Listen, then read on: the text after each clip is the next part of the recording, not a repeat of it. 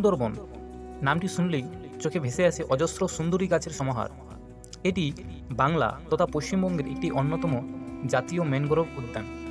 টি Hodges 1829 সালে সুন্দরবনের প্রথম একটি কাল্পনিক জরিপ রচনা করেন। 1830 সালে জ্যাম্পিয়ার ও হজেস এই দুজন ব্যক্তি সুন্দরবনের সীমানা বা রেখা নির্ধারণ করেন।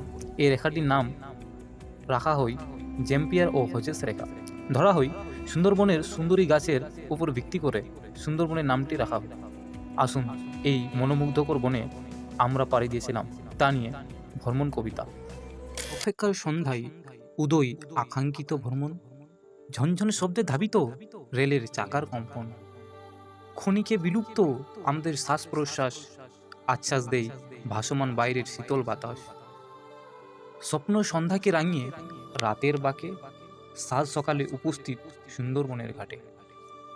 সুন্দরবনের ঘাটে পতিত ততোধিক লঞ্চ নৌকা, জলরাশি নিজ ছন্দে পথ দেখায় আঁকা বাঁকা। কতক অজস্র দৃশ্য যেন মনোহরণের আভাস। কি মনোমুগ্ধকর সুন্দরবনের সবুজ সুন্দরী গাছ। সুন্দরীনগরে জলমোহী দেশ, সবুজে সবুজে ঘেরা। এই রূপনগরে এসে যেন মোহিত হয়েছি আমরা। উথল পাথল জলের ঢেউ, উপকূলে গাছের সারি, তবে সুন্দরবনের বাঘ দেখিলে মোরা দেখিতেও পারি। অবশেষে ত্রিপথে স্বাদ মিটল মনের বাসনা। দেখুন এক নজরে আলিপুরের চিড়িয়াখানা।